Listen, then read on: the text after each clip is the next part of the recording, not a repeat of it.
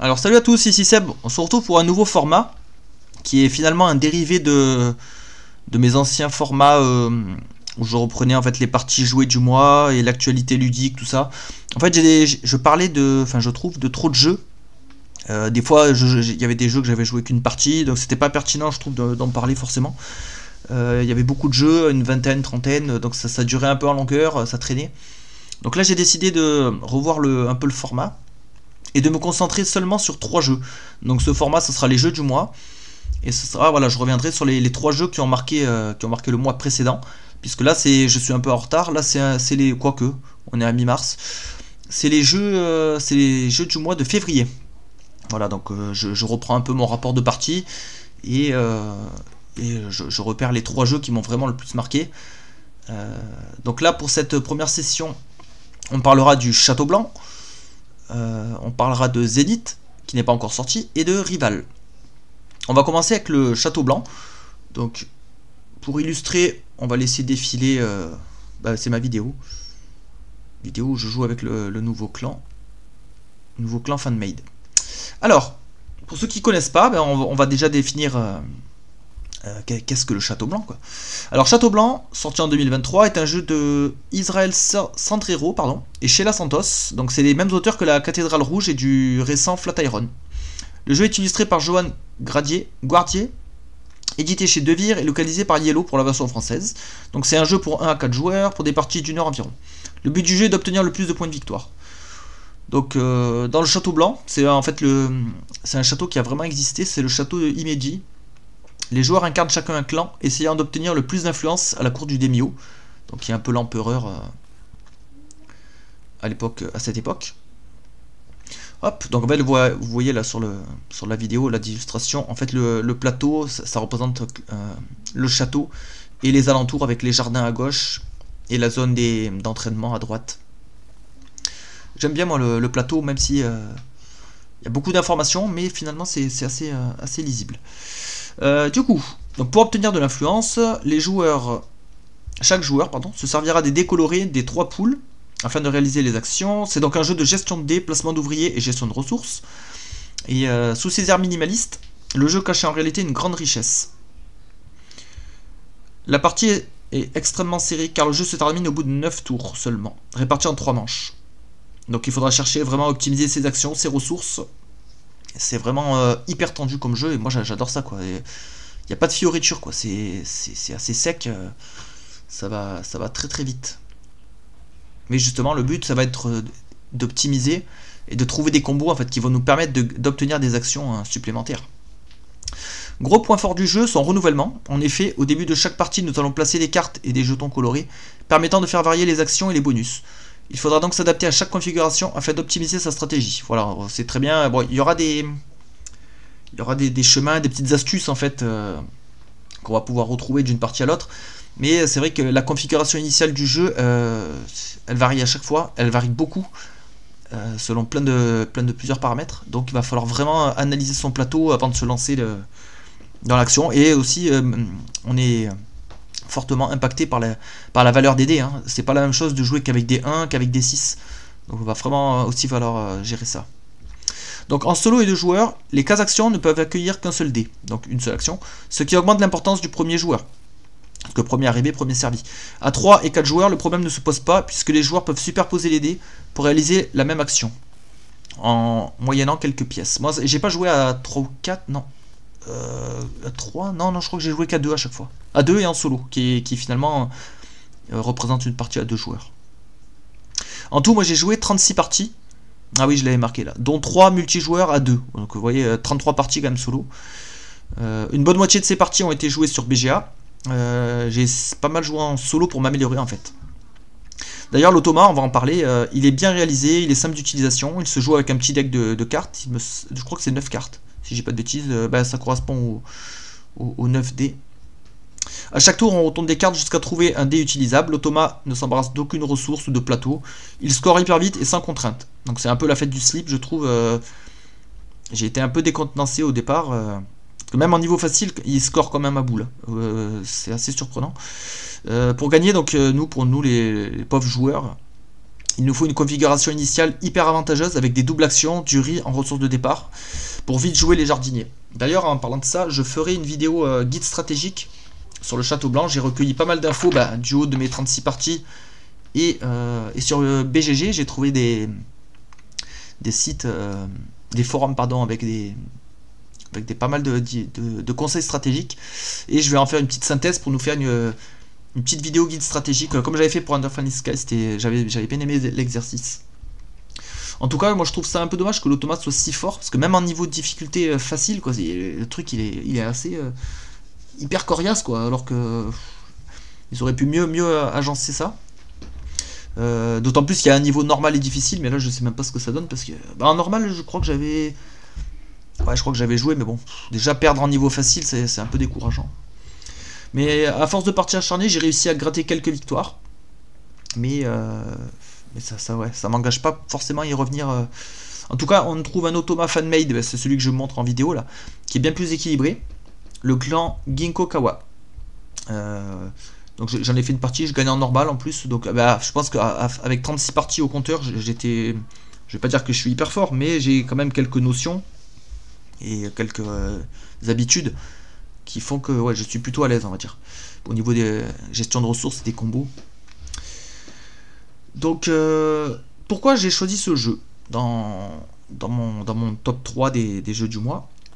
En fait c'est un mini euro expert, je trouve, hyper rapide, concis, clair, avec du renouvellement et donc de la rejouabilité, parce qu'à chaque partie il va falloir s'adapter, va falloir trouver des nouveaux combos, de nouvelles astuces, et ça j'adore. Et aussi l'aléatoire des dés il faut gérer, mais bon, on est tous contraints par ces dés là, donc ça c'est bien. C'est pas des dés perso par exemple comme à je dis Château de Bourgogne, et encore que Château de Bourgogne il y a pas mal de trucs pour modifier les dés et tout, mais voilà, c'est pas des dés perso, là c'est des dés communs. Donc le mode solo, je ne savais qu'il n'était pas parfait même avant d'obtenir le jeu, mais j'ai quand même voulu apprécier mes parties, et même en multi j'ai bien aimé. On doit bien se creuser la tête pour trouver les combos, maximiser ses ressources et les dés, donc c'est hyper gratifiant hein, quand on arrive à comboter, à faire 2-3 actions dans le même tour, ça c'est top. J'aime bien le matériel du jeu, les meeples gravés, les petits ponts 3D, la boîte est gavée de matériel, j'ai même du mal à la fermer une fois que tout est déballé, c'est assez prolifique là-dessus. Et il y a une extension, il y a Matcha qui est sortie, elle est rapidement sortie je trouve après le jeu, et ce qui paraît, pour le solo ça serait mieux. Ça serait plus simple pour nous parce qu'on aurait un peu plus de temps, je crois, pour il y a une ressource en plus, tout ça. Moi perso, j'ai pas le besoin de l'obtenir pour le moment.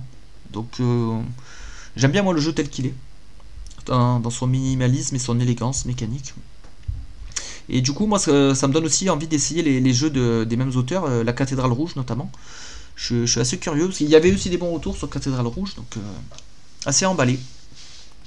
Donc voilà, ça c'était pour le Château Blanc. Donc vraiment un super jeu pour ceux qui aiment la gestion de ressources, les jeux euros, vous pouvez y aller. Alors le thème forcément va être plus ou moins, on le ressentira pas forcément, c'est assez plaqué, hein. Mais très très bon jeu néanmoins. Ensuite, on va fermer ça, on va passer à Zénith. Hop. Donc là je suis allé sur BGG pour vous illustrer ça, je vais vous montrer la couverture. Voilà. Voici Zénith. Donc Zénith c'est un jeu qui est pas encore sorti officiellement, hein. Il devrait sortir le vendredi prochain, le 21 mars donc, alors où je tourne cette vidéo. Les auteurs sont les mêmes que Château Combo, donc c'est-à-dire Grégory Grard et Mathieu Roussel. C'est le deuxième jeu de Playpunk après Captain Flip, donc on peut dire qu'ils choisissent bien leur production, parce que là c'est quand même deux top jeux. Les illustrations sont de Nayad dans un thème coloré presque BD, donc on pourrait penser à un jeu enfant, mais en fait pas du tout, hein. C'est pas du tout enfantin. C'est assez calculatoire même comme jeu, c'est du tir à la corde, gestion de cartes, gestion de ressources. Le jeu se passe dans un univers futuriste, et les joueurs gèrent des personnages humains, animaux et robots, et on doit essayer d'obtenir suffisamment d'influence sur les 5 planètes du plateau principal. La partie s'arrête lorsqu'un joueur a collecté 3 disques d'influence identiques, donc victoire absolue, 4 disques strictement différents, ça c'est une victoire démocratique, ou 5 disques, quelles que soient les planètes, victoire populaire. Donc le jeu avance quoi qu'il arrive, et il y a plusieurs façons de gagner, donc ça j'aime bien parce que on peut travailler sur plusieurs axes, du coup c'est assez intéressant. Donc c'est un jeu pour 2 joueurs à la base, mais il existe un mode en équipe 2 contre 2, je n'ai pas encore essayé moi. Et j'en ai entendu que des bons retours. Ce jeu était présent au Festival de Cannes. Et les gens sont plutôt unanimes là-dessus. C'est un très bon jeu. Donc pour le moment, j'ai fait qu'une dizaine de parties sur BGA. Parce que c'est le seul moyen d'y jouer à l'heure actuelle. Et j'ai trouvé ça excellent. Durant son tour, le joueur pourra utiliser ses cartes. Donc c'est un jeu de cartes avec un gros deck, comme un peu Château Combo par exemple. Les joueurs, voilà, on va piocher dans ce deck commun et on va devoir se débrouiller avec ce qu'on a. Mais ce qui est bien, c'est qu'on pourra utiliser les cartes de 3 façons différentes. Donc chaque joueur pourra jouer une carte pour l'influence et sa capacité en payant le montant de crédit. Chaque carte placée en jeu de cette façon réduira le coût des prochaines de la même couleur. Donc il y a un système de collection et de couleurs. Hop, voilà. Là vous voyez bien par exemple, là on a les cartes orange. Je crois que ça c'est pour la planète... Ça c'est Vénus. Non, Vénus c'est peut-être la première, je sais plus. En tout cas la Terre est là, ça c'est Mars. Et à chaque fois qu'on joue une carte, hop, on tire le disque vers nous. Et si on rejoue une carte dans la même colonne, on aura une réduction par carte déjà en jeu. Donc ça c'est pas mal, ça rappelle peut-être un peu Ganymède, le système de couleurs. Sauf que là les cartes ne se jouent pas plusieurs fois en fait, c'est juste une réduction. Sinon on peut utiliser sa carte durant son tour pour progresser sur les pistes de technologie. Donc ici on a un plateau de technologie avec des bonus. On va payer en zénithium cette fois, donc c'est une ressource plutôt rare, mais le plateau technologie ça peut faire des ravages. Le plateau technologie est divisé en 3 sections correspondant au type de carte. Donc on aura une ligne pour les cartes animales, robots et humains, avec des bonus différents. Chaque section donne des bonus différents, voilà, je le disais. Il y a des petits jetons bonus pour le premier joueur à atteindre les paliers. Et c'est pareil sur le plateau planète. Il y a une course pour les bonus, là on les voit pas forcément. Ah si, là il y en a un petit jeton. Bon, c'est pas hyper visible. Mais en tout cas, voilà, il va y avoir de la course sur certains objectifs pour maximiser les gains de petits bonus. Donc ça c'est intéressant. Et enfin, on peut utiliser sa carte de la troisième façon pour obtenir un petit bonus en défaussant la carte. Et on gagne le badge leader, qui permet d'agrandir la taille de sa main de carte. Parce que initialement, on a droit à 4 cartes en main. On doit se débrouiller avec ça. Et à chaque fin de tour, on repioche une carte de toute façon. Si on a le badge leader, on va pouvoir monter à 5 cartes en main. Et si on a le badge leader amélioré, il est à côté argent normal et or amélioré, on pourra monter jusqu'à 6 cartes en main. Et là, c'est énorme. Parce que... ça nous fait plus de choix durant notre tour, plus de possibilités tactiques du coup. Donc le jeu est plutôt calculatoire, mais le hasard de la pioche vient contrebalancer ça, et permet aux joueurs novices de pouvoir rivaliser, dans une certaine mesure. Le jeu a quand même une certaine profondeur, et un joueur aguerri roulera normalement sur un joueur débutant. Ouais, c'est vrai que c'est un jeu de cartes, et la connaissance des cartes, selon moi, est primordiale, et va nous permettre de préparer des combos, et de mieux utiliser nos ressources également. Donc on retrouve le côté combo de cartes déjà présent dans Château Combo. Certaines cartes sont très fortes, mais chères, d'autres plus situationnelles. Il y a pas mal de synergie entre les cartes. Le plateau de technologie permet aussi de créer des combos à rallonge. D'ailleurs sur BGA j'avais pris une sacrée rouste avec un mec qui s'était focus sur le plateau technologie, sur une piste technologie en particulier. Il m'avait défoncé. Donc à mon avis en début de partie il faut vraiment analyser les pistes et voir s'il n'y a pas un truc à faire là-dessus, parce qu'on peut se focaliser vraiment dessus, ou vraiment sur jouer les cartes en influence. Il y a plusieurs axes, moi j'aime bien. Donc en tout cas chez moi, bah, c'est très addictif comme jeu, hein, c'est simple d'accès, on a envie de refaire la revanche si toute la partie est terminée. Moi chez moi ça marche du tonnerre, parce que je suis clairement le client de ce type de jeu de cartes à combo. Le thème semble anecdotique, pardon, mais j'aime bien moi les illustrations du jeu. D'ailleurs on en a quelques-unes. Vous voyez, hop. Charlie's Gun, Herbert. Voilà, vous voyez. Très coloré, moi j'aime bien les jeux plutôt colorés. En tout cas, les robots, moi j'aime bien aussi. Ils portent le nom d'auteurs célèbres de la science-fiction. Et je trouve ce détail excellent. On a, là on a Clarke, Arthur C. Clarke, on a Bruce Solo, on a Frank Herbert, donc auteur de Dune. On a Kadik, enfin on a tous les Van Vogt, vous voyez. C'est assez marrant je trouve, j'aime bien ce petit genre de détail. Au niveau des points négatifs, on pourrait citer une certaine longueur sur certaines parties. Donc c'est vrai qu'avec le côté tir à la corde, ça peut un peu s'éterniser parfois. Si les joueurs se répondent coup pour coup avec les mêmes couleurs de cartes, donc moi je vais jouer une rouge, je vais tirer le jeton vers moi, mon adversaire fait pareil, donc ça remet le jeton au milieu. Des fois on est également bloqué par une main de carte défavorable ou un manque de ressources. Il faudra bien gérer son économie durant la partie, comme dans le Château Combo finalement. Au risque de devoir perdre des tours en diplomatie, donc en défonçant des cartes pour gagner les maigres ressources. C'est un peu l'action du pauvre Mais bon, gagner le badge, c'est quand même pas mal. Donc là aussi, on voit le... Enfin, je trouve... on voit le potentiel d'extension possible avec des nouvelles technologies, nouveaux jetons bonus, et bien sûr de nouvelles cartes avec des effets farfelus. Et moi, ce que j'aime bien dans ce jeu, c'est l'utilisation multiple des cartes. Moi, je trouve ça top de ne pas être bloqué vraiment sur une seule utilisation, quoi. Il y a toujours un truc à faire. Donc on peut aussi embêter son adversaire, on peut lui voler des cartes, on peut lui supprimer des cartes. Ça, je trouve ça top. On se dispute le badge leader, donc il y a une bonne interaction directe. Et oui, j'ai noté, certaines cartes offrent même la possibilité de donner un cadeau à son adversaire en échange d'un plus grand avantage. Ça, c'est cool, ça. Des fois, on va dire, votre adversaire, vous pouvez donner 3 crédits à votre adversaire pour gagner 3 Zenithium.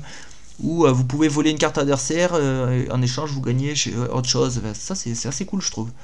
Ça fait du choix. En tout cas, ce jeu me rappelle un peu tout ce qui est Val of Eternity, Res Arcana, Season, c'est bien sûr Château Combo que j'ai cité plusieurs fois des mêmes auteurs. Donc vraiment un top jeu que j'achèterai Day One parce que là, moi c'est vraiment dans le style de jeu que j'adore. Voilà pour Zenith. On passe à Rival, donc le troisième de cette sélection de février. Alors Rival. Hop. Rival est un jeu sorti en février 2025 chez Uncanny Games, donc c'est leur premier jeu. Et les auteurs sont nantais, donc ils sont près de chez moi. Les auteurs donc sont Léonard Ebel, Maxime Chiot, Samy Jaffar. Baptiste Roux s'occupe des illustrations du jeu, donc dans un thème plutôt futuriste. Ce jeu compétitif propose un mélange de deck building et de battle royale. Donc ça c'est moi déjà rien que d'entendre ces deux mots, ça me chauffe bien. Pour gagner, les joueurs devront soit collecter 5 points rival, soit être le dernier survivant.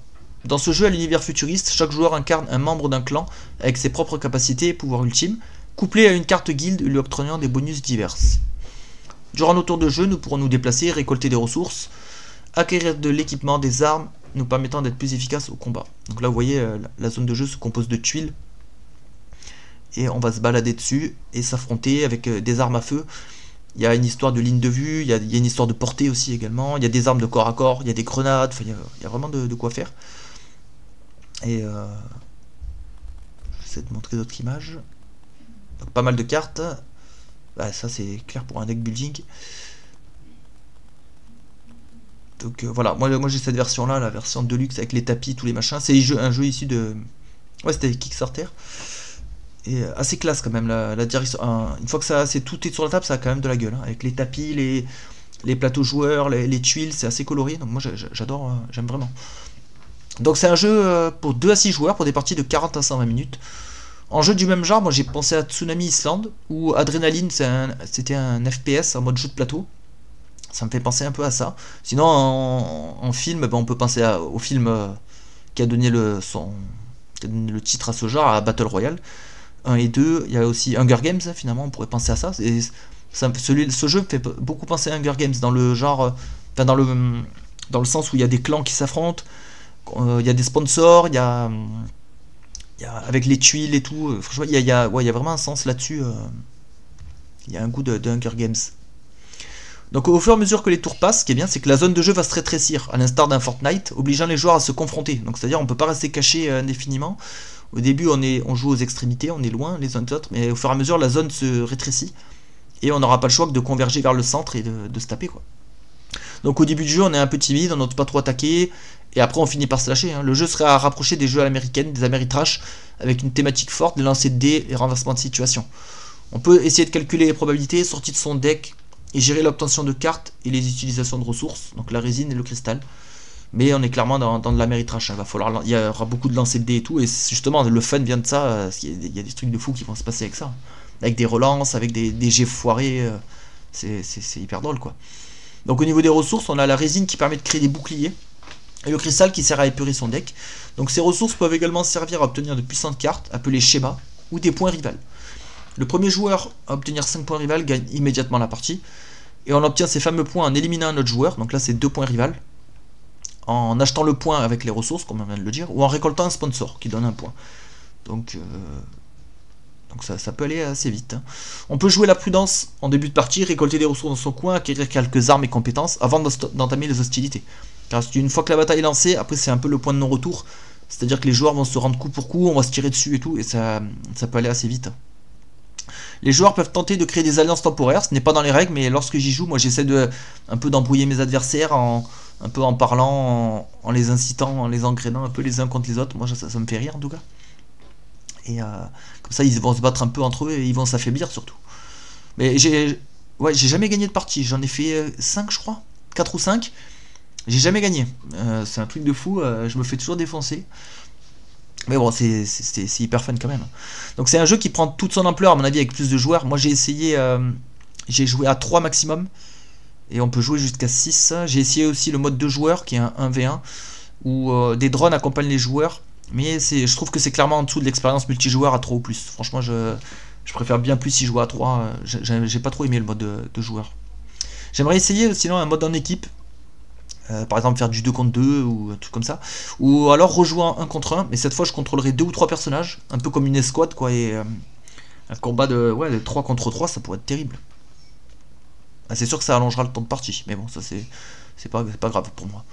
En tout cas le renouvellement des parties est assuré avec le paquet de cartes du marché, comprenant des armes, des équipements, des compétences. La disposition des tuiles aussi, elle assure un bon renouveau à chaque partie. Moi j'aurais aimé un peu plus de cases différentes avec des effets. Là ici on a les lacs empoisonnés, on a les volcans. Normalement c'est des cases neutres, il y a des cartes événements qui vont pouvoir les activer et nous faire des dégâts. Il y a les cases forêts du coup qui peuvent nous permettre de récolter la résine. On bénéficie aussi d'un bonus de défense là-dessus, donc c'est une couverture avec les arbres, donc ça c'est pas mal thématiquement. On a les cases pour gagner les cartes, les cases pour gagner les jetons anticipation. Et je crois que c'est tout. Ah ouais, les cavernes pour gagner le cristal, l'autre ressource du jeu du coup.